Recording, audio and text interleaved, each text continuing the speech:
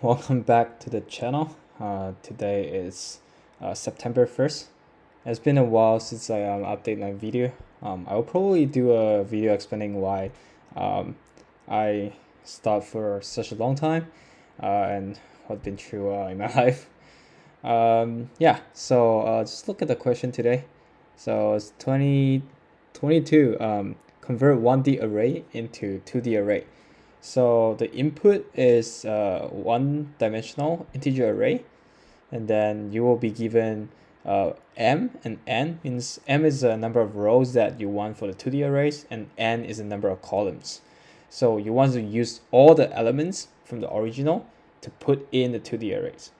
So this tell you that they tell you that basically you want to do m by n 2D arrays, and if you cannot fill everything in the 2D array, or either there are too less elements to put in a 2D array, or there are too many elements to put it in a 2D array. We just want to return an empty array because that's impossible, right? So you can see we tell you that we want two rows. Rows is like this, right? So this one row is the arrow, and then we want two columns. So there are 4 elements, and then we want to put into 2 by 2. So this is possible, and then we want to return the 2 by 2. And then this is just one row, and then 3 columns. So you basically just make it 2D. So you can see the difference between 1D and 2D is this is an array in an array. So you can see how this is the first row.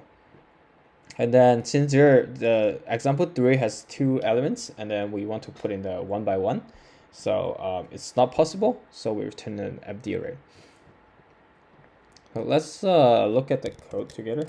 I realized when I watched my own video, I think the coding part is kind of small, and I'm not very good at editing video yet, so maybe I'll just zoom in. Right, so as we said, if the size is not equal, right, so where you have the length of the original, you know how many elements in that. If it's not equal to m by n, and then you want to return empty array, and then we can just set a result equals to the 2D array. So we can set everything by default to be 0, and then times the number of column, and then do the number of rows we want. So, all right, I just want to be honest. So I went through a surgery on my wrist, so that's why I type kind of slow and kind of type wrong a little bit. So my left thumb actually cannot move at all. So, all right, let's continue. So with the 2D array that we want to return at the end, so we can do row equals 0. That's the starting point, and column equals 0. And then we also want to know when we're moving to the next row when building a 2D array, right? So when we have 1, 2, and then we wish 3, right? We want to know that this is actually going to the next row. So we can also initiate a variable called count. So it's counting where we at, and then we just start doing it. So here you can either do for I in range the length of original, but I found out we actually now need to call like in terms of I or thing. So we can just say for num in original, and then we can say if, all right, we can set the result row and column equals to the num. So let's say we're coming in, and then the first one will be 0, 0, and then we put 1 into it, and then the next time we do put 2 into it, right? So we need to increase column by 1, and then we want to increase the count by 1. So what a count does is actually when count equals n, then we want to add to the next row, and then we want to reset column to be 0, and then reset count to be 0.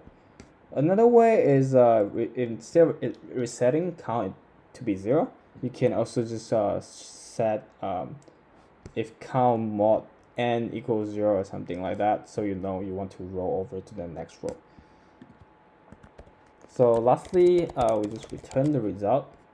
So this is the whole code, and then we'll just try to run it. Yeah, all right, then we try to submit it.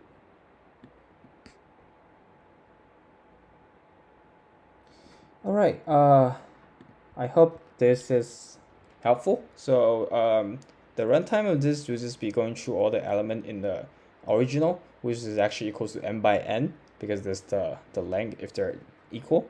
So yeah, so if this is helpful for you today, just want to encourage you to continue to do Leetcode, especially the market is kind of hard recently.